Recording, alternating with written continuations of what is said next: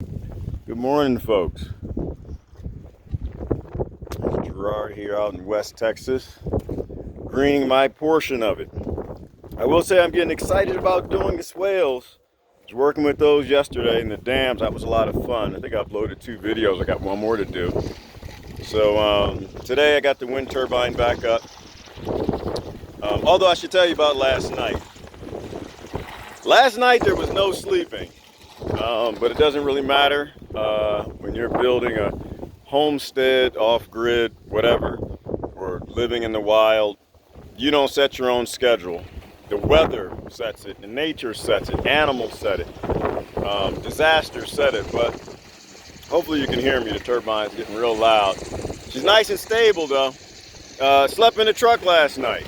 It was too noisy.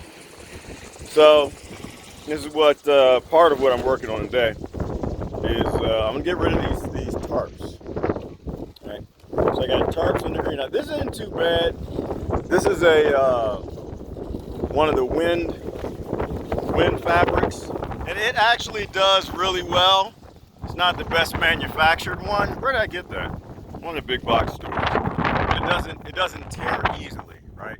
This is like a vinyl type material, and out here, tarps are useless basically. I mean, you can see the tarp on top of the shed. You know, the weather just rips and tears, and you know, everywhere I put those, they've been destroyed. And I'm not even sure the manufacturer, but you know, if you're going to move to a very windy place, you want to make sure you have a very stable material that you can use for shade and getting it out of the elements. And I forgot who the maker of this is. I like this right here. They actually attach a piece of metal, a ring. And this fabric, yeah, I guess it's a type of vinyl that also holds up really well in the wind. I took it down, I put it on these posts right here. But what I actually want to do is, I got these clasps, right? And so when the wind kicks up like this, I want to just unsnap them or unclick it, take it down, because you don't need shade when the wind's going like that. So no, I didn't sleep last night because the tarps are too loud. So the tarps have got to go. And I already know that when I used to sleep in the shed. Now I'm just sleeping in the greenhouse, the little one. The tarps are just too loud flapping in the wind. So that has to go. So I need to find some shade cloths that I can, you know, proper shade cloths I can put over top of the greenhouse. Something like that. But even though I only got 2 hours of sleep, it doesn't really matter. When it's time to get up, you gotta go. So I got up this morning. I ran another 300 feet of posts for the barbed wire. I ran out of posts. I think I got to go to the store and grab a few more posts to do the last side. Well, I got to string up the barbed wire for the 300 feet I did this morning. I can do that probably in 2 hours if I get a chance, if it get too hot today. And then I got to do in the distance, you see that H post all the way over another 300 feet to connect to the one where the actual gate for the road. Then I got to weld a gate. I was thinking about buying a gate, but I think I'm just going to weld and make my own. So we'll see how that goes. Wind turbine's back up. As you can see, she's stable. Not dancing in the wind anymore. So climbed on top of the truck, got her back up for the lack of having a big enough ladder at the moment. I only got 2 guide wires on it, but it's working out. She was dancing all last night in the high wind, which again, you know, I've got my schedule and nature has its. And because the wind is kicking up and it's not stopping, it meant I had to put the guide wires back up. So she's stable. I want to get the tarps off of the shed and actually get a proper roof. And the reason why they're there is, I know you're familiar with the plastic vinyl sheathing that they use for roofing at the big box stores. It's clear. You can use it for greenhouses. That does work if you're in an area that doesn't have a lot of wind. Here they don't work. So actually I have 2 of them up there and they're useless, right? When the wind kicks up, they just buckle. So there's a piece of plywood in 2 of those guys, but when they buckle, water comes in. So I threw the tarps over temporarily. Now they're just getting ripped to shreds. I'm gonna have to actually do a proper roof on this. And so I think I'm just gonna do a 10 roof. Rainwater collection is huge. So I wanna collect the water off of the top of the shed. If I get a chance to do that today, I'll do that. I actually bought some plastic to capture rain coming off of the solar panels. So the solar panels are still just sitting on the ground over there. Haven't had time to put them up, but they generate enough power. I'm pretty sure they're not at the, well, I know that they're not at the optimum angle and positioning, but I don't really care. You know, once I put them up on a mount, which I haven't figured out yet how I want to do it, but it's gonna track the sun. I'm not gonna have flat panels. I already wrote the software, so I'm waiting to put those guys up. But there's a whole river of water that comes off of those solar panels and these solar panels, and it becomes a river. And it channels down and just disappears. I don't want that anymore. So if you see just beneath it, unfortunately when the wind kicks up, there's trash everywhere. I have to apologize for that, but you know, it is what it is. Once I get everything locked down, I have to worry about that. So I got that pond right there, or the liner for the pond. So all the water from the solar panels will come down in a stream, fill up that pond, which will overflow into that pond, which you have a bulkhead fitting which fills into the pond behind it. And then the water from the greenhouse fills into that pond. So once again, weather sets your schedule. We've got another, I think, 4 or 5 days of rain expected, which means I largely have to work on the dams and rainwater recovery. Going to get water in town is like a 2-hour, 2.5-hour adventure. It's faster now that I have the truck. Unfortunately, I don't want to waste that amount of time. So the more rainwater I collect, the better. So that's about it. I think what I'm gonna get started on is the Wallapini. I guess I haven't shown y'all that in a little while, so I'll walk over here and show it to you. Been working on the patio. So every time I have to fill this in, I gotta get the broom and sweep and clean that up. But every time I go walking out and I find a nice brick, flat one, I'll bring it over here, fill in the cracks with river rock, and it locks in. It'll lock in like these guys. So I want to do a whole patio over here. Right, stay focused. But it's easy. It's easier when you're running. Oh, I didn't show you the dinosaur. I'm showing you the dinosaur, guys. It's easier when you're doing it by yourself because to stack up tasks. So if I'm out in the field and I find flat stones, I bring them back in and the patio grows and grows. I found a dinosaur yesterday. Very cool. There he is right there. I don't know if you guys can see him. But at first I looked at it and I was thinking that's a seashell. Let me get it in the light for you.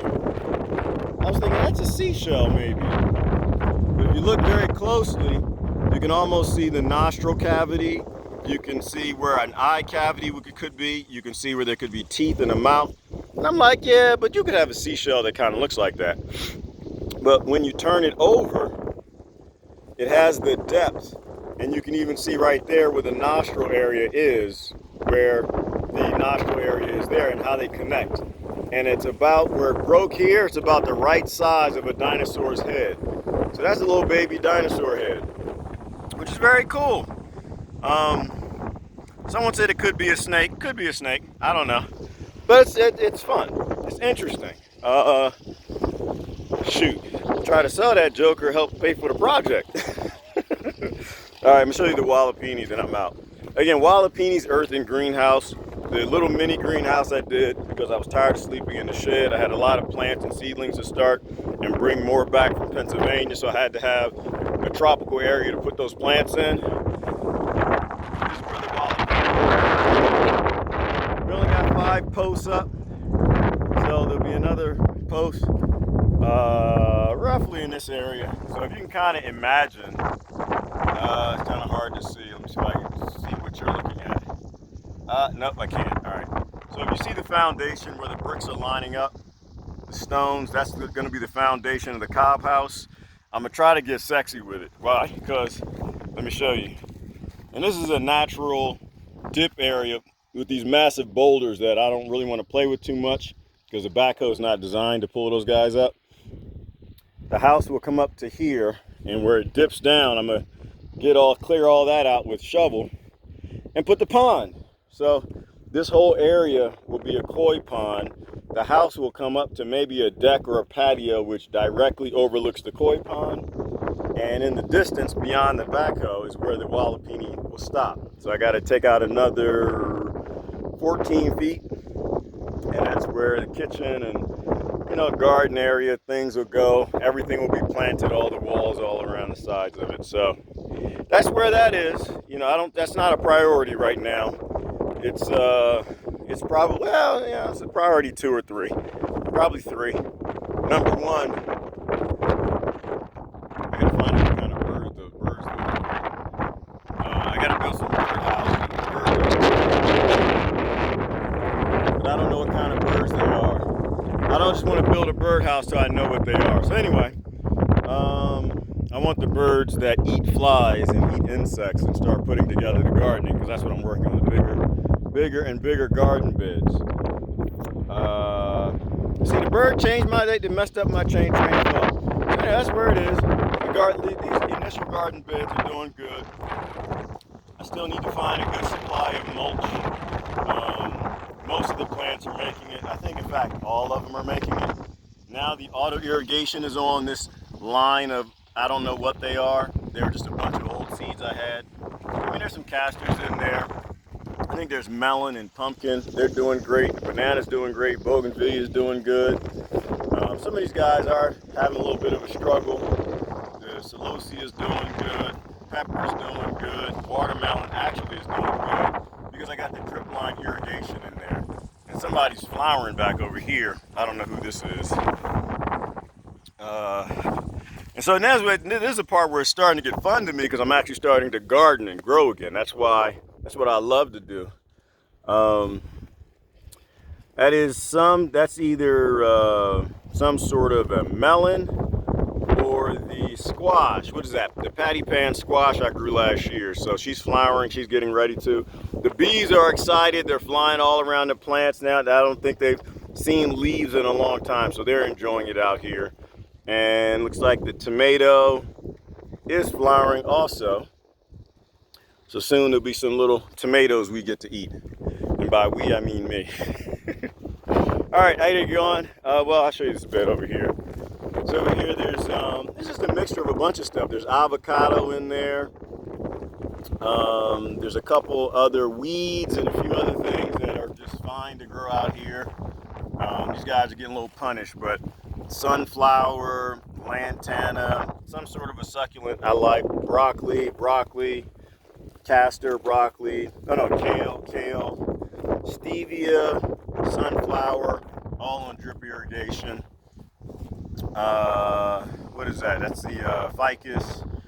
And I've got tropicals in between here, ficus and broccoli, and another little succulent that grows like crazy, pineapple back there, some other herbs, and oxalis, delicious flowers. That's actually what they make the shamrock things from. That's actually shamrock. But anyway, so it's getting easier. Oh, big old agave right there. So it's getting fun. I'm starting to plant some garden S type things. You know, with the auto irrigation, it means I can work on other things, and I don't have to focus so much on building and survival, which is great. There's a banana. All this stuff still got to get planted. Citronella and citrus and castor and sunflowers and blueberries and aloe. All that stuff has still got to get planted. Some of the castors out here are doing great. They're starting to step up now. That one is about 2 feet. I think the biggest one might be in the shower area. This is a fig. My family oh, look, we got a fig on there. Look at that. Oh my goodness. Is that a fig? Yeah, it is. Look right there. So we already got a fig coming on. Yeah, baby. All right. That makes my day. That makes last night's sleeping a little bit better. I like to see food growing. And here's a pepper over here. And I don't see any peppers on her yet. She's fighting, but once again, I haven't had time to really babysit plants. But now that the casters are getting big, their leaves are getting big. There's another big one right here, probably about a foot and some change. Once they get big, they'll shade the ground, cool the ground off, so all the other understory plants can start to come up, and then I'll cut them back. I don't have a need for castor. You know, people make things with the oil, stuff like that. But for me, mostly it's create the shade. It's a fast grower. It loves the heat. It could care less, but it'll create shade and a lot of organic material for mulch. So anyway, it's Gerard out here in West Texas, GWT. I got to get to work. You guys have a great day now. Bye-bye.